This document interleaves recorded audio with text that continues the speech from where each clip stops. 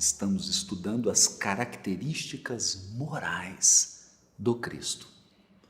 As características, os caracteres que o tornam modelo e guia da humanidade terrena.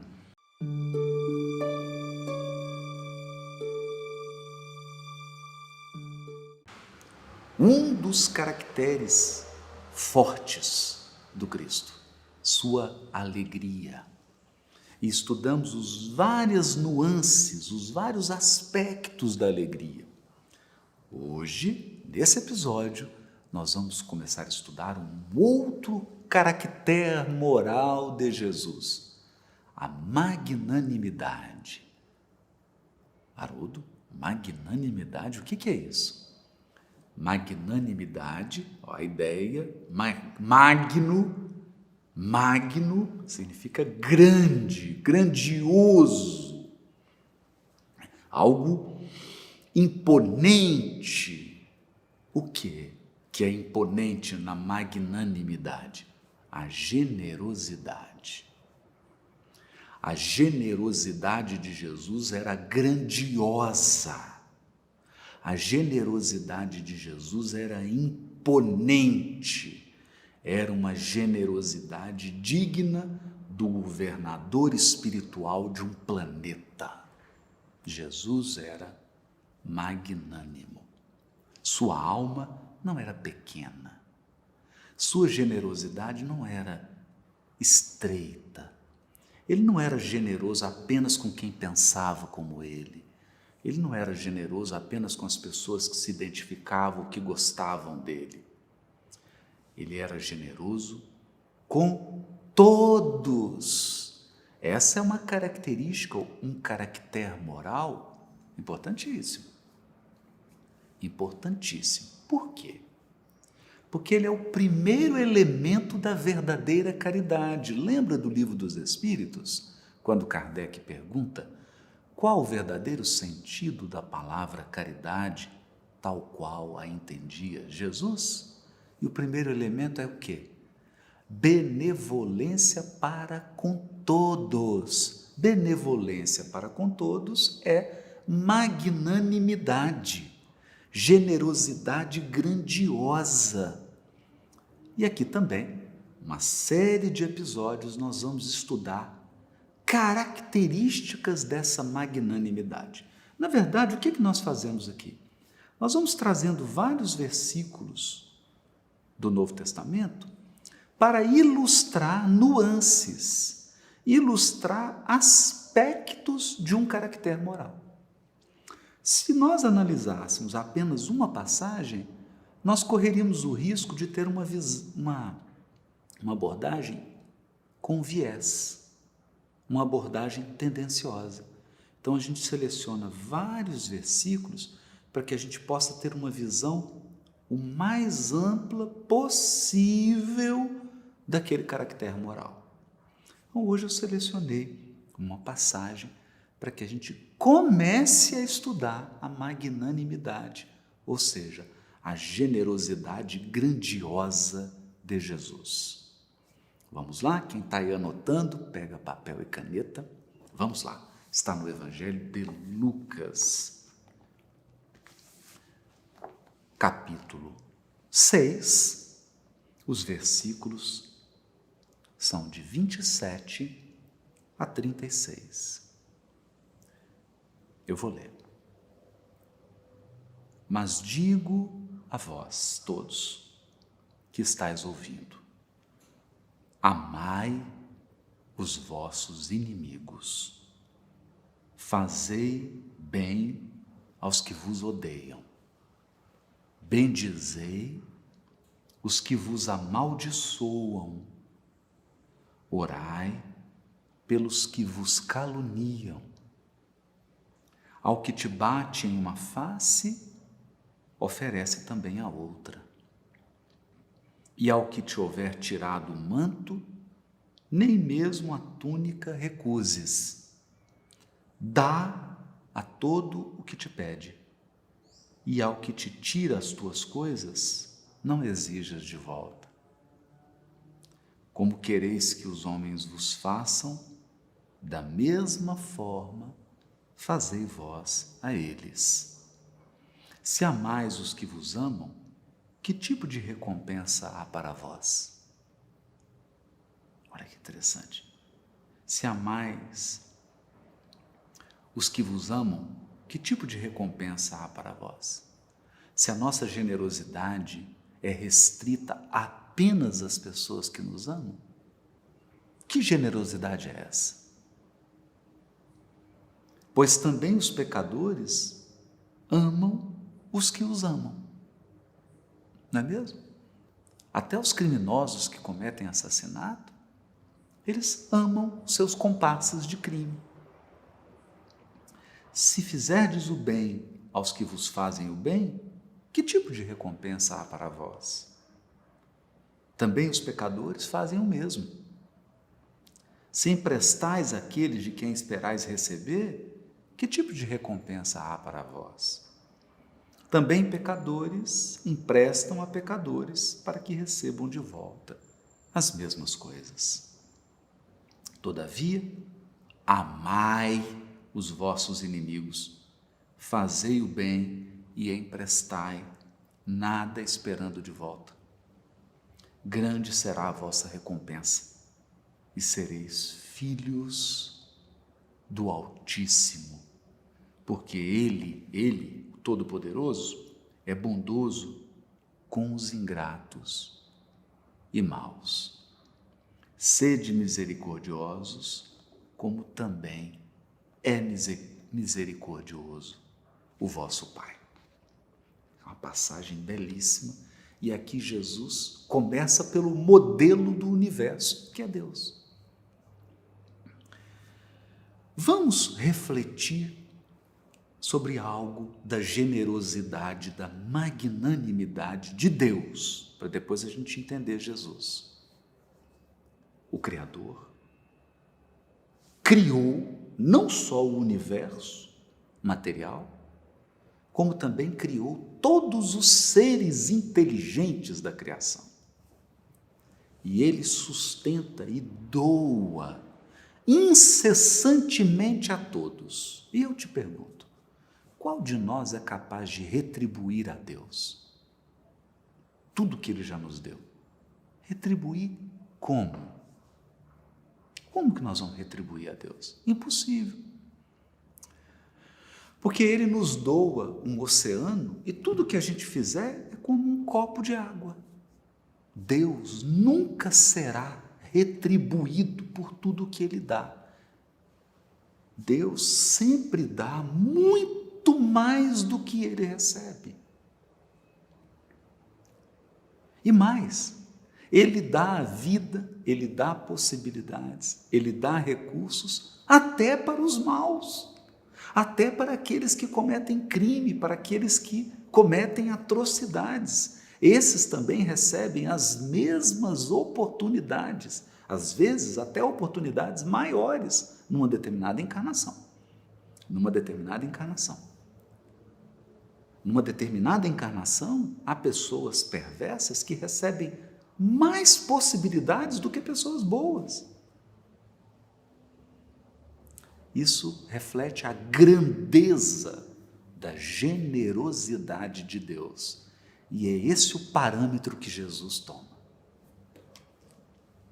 Se Deus ama todos os seus filhos de maneira igual, inclusive os seus filhos maus, perversos, rebeldes, teimosos, inclusive os seus filhos que estão gerando dor, que estão gerando sofrimento, que estão gerando desigualdade. Se Deus ama esses filhos, por que nós devemos amar apenas as pessoas que nos amam?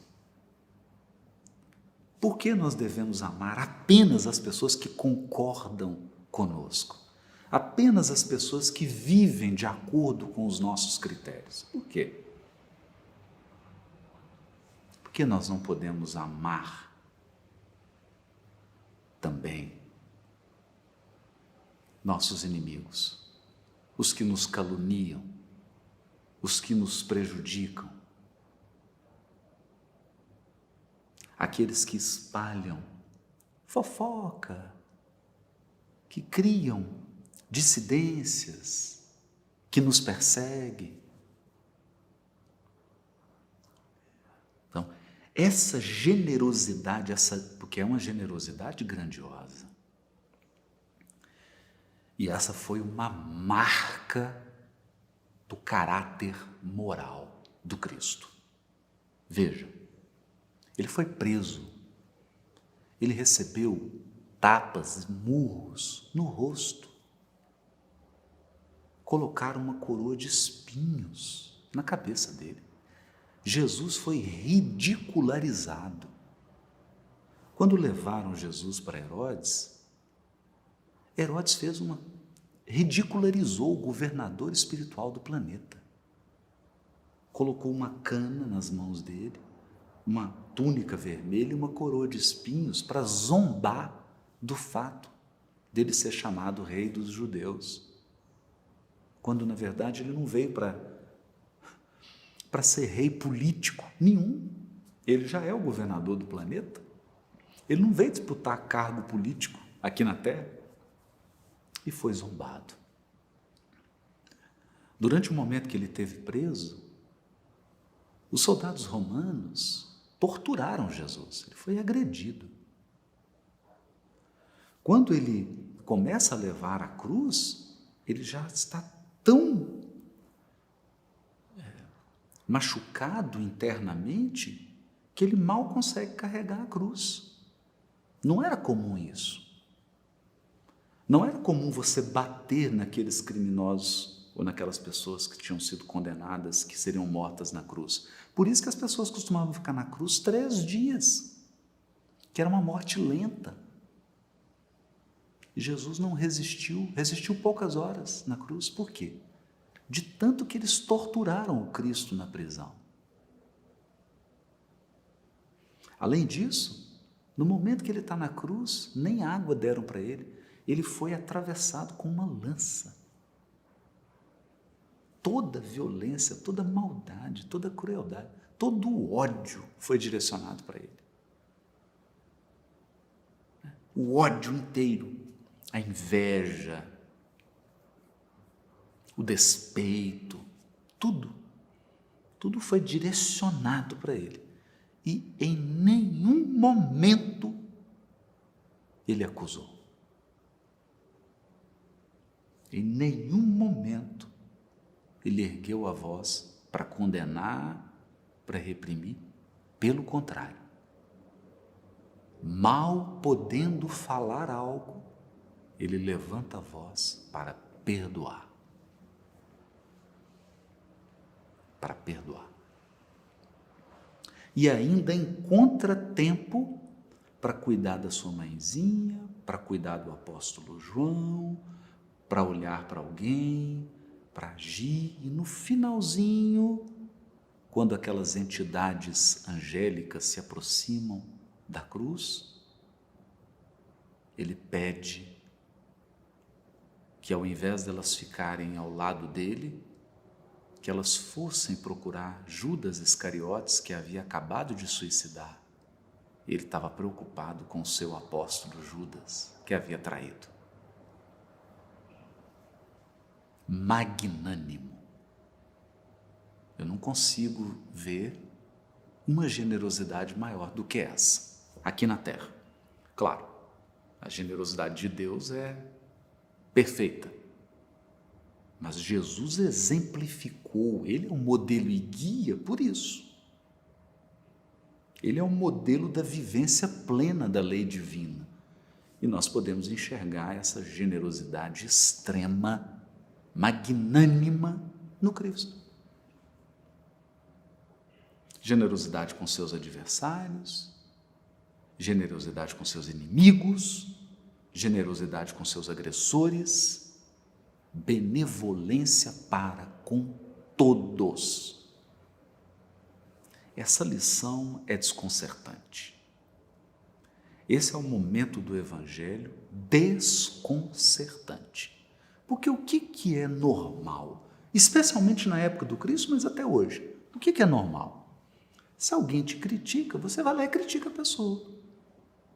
Se alguém te calunia, fala mal de você, expõe os seus erros, expõe sua vida pessoal, você vai lá e retribui na mesma moeda. Isso é o normal. Isso é o instinto. O impulso que a gente tem é esse, é o impulso da fera se defendendo, não é? É o impulso da fera que se defende. Esse é o impulso de sobrevivência. Se alguém te faz um mal, você vai lá e se vinga. Você se afasta, deseja mal para aquela pessoa, ou pelo menos se afasta e fala, nunca mais quero ver essa pessoa, que ela vá para lá. Mas orar pelos que nos perseguem, bem dizer as pessoas que nos fazem mal, amar o adversário. Esse não é um padrão do mundo de expiação e prova. Por quê? Porque esse é um padrão dos mundos celestes. Não é um padrão do mundo de expiação e provas. O padrão do mundo de expiações e provas é devolver o mal com o mal. É excluir as pessoas, é perseguir aqueles que não pensam como nós pensamos, é formar grupos, e esses grupos se agredirem, perseguirem um ao outro, odiarem um ao outro.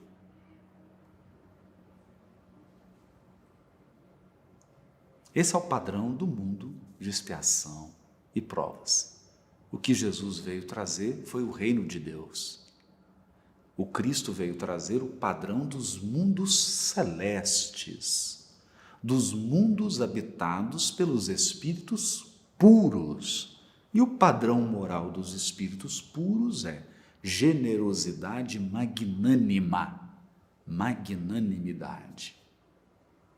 Essa generosidade que encontra espaço até para os adversários, para os inimigos, para os caluniadores, para os perseguidores. Esse é o padrão do Evangelho. E nós nunca podemos nos esquecer disso quando falamos de Jesus, porque essa é uma marca importantíssima. E aqui a gente já consegue conectar os episódios anteriores com esse episódio.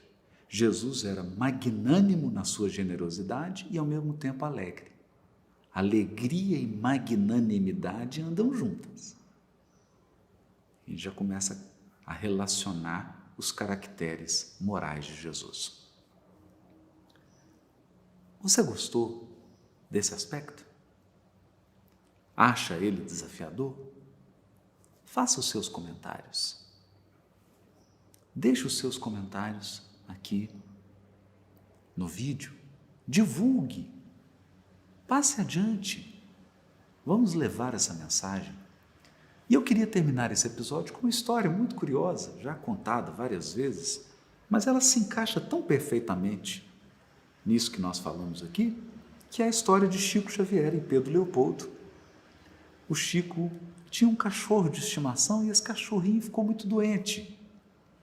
Uma pessoa da família dele, vendo aquele sacrifício do Chico, que acordava cedo, trabalhava o dia inteiro, ia para o grupo espírita, trabalhava, chegava tarde da noite e ainda ia cuidar do cachorrinho. Vendo aquele sofrimento, falou assim, eu vou ajudar o Chico. Foi lá e matou o cachorro. Vamos resolver isso. Matou o cachorro. Imagina alguém matar o seu cachorrinho de estimação. Você toma amor pelo bichinho, você gosta, você não chega lá e a pessoa, não, eu vi que você estava muito ocupado, aí matei o cachorrinho. Então o Chico ficou magoado com aquilo. Ficou magoado. E no seu coração, na região do chakra cardíaco, começou a se formar uma nuvem de rancor, de ressentimento, de mágoa, né? Uma energia espiritual. E aquilo começou a prejudicar o trabalho da psicografia. A um certo dia, Manuel conversa com ele. Olha, Chico, está acontecendo isso, e está atrapalhando a psicografia. Isso precisa ser resolvido, né? Isso está prejudicando o trabalho mediúnico. Esse ressentimento, essa mágoa. E o Chico falou, o que fazer, mano? Falou, olha, você vai fazer o seguinte, sabe a pessoa que matou o cachorro? Eu sei. Você vai descobrir o presente que essa pessoa mais gostaria de ganhar. Você vai comprar e dar esse presente para ela. Aí o Chico falou assim, mas, mano, eu não estou entendendo. Quer dizer, a pessoa me ofende, a pessoa me magoa e eu tenho que dar o presente? E aí Emmanuel disse para o Chico assim, olha, Chico, a lição não é minha, a lição é do Cristo. E aí o Chico percebeu o desafio que é isso que eu estou dizendo aqui. Só quando a gente vive, só quando alguém nos magoa, quando alguém nos fere, a gente entende essa lição aqui. É desafiadora. E ele foi lá, e o que essa pessoa que havia matado o seu cachorrinho mais queria era uma máquina de costura caríssima. O Chico foi lá, parcelou essa máquina de costura em 3 reencarnações. E quando ele entregou esse presente que a pessoa abriu, uma luz saiu do peito da pessoa e foi em direção ao peito do Chico e tirou toda aquela sombra que estava no peito dele. Nesse momento o Emmanuel apareceu e falou assim, viu, Chico? Entendeu agora o que Jesus nos ensinou quando nos disse, amai os vossos inimigos, fazei bem aos que vos perseguem e caluniam? Essa é a lição. Desafiadora. Desafiadora. Na verdade, esse aqui é o maior desafio do Evangelho. É o maior. Esse é o teste para atletas olímpicos do Evangelho. É o maior desafio. Mas a gente precisa se preparar para ele, de algum modo. Até o próximo episódio.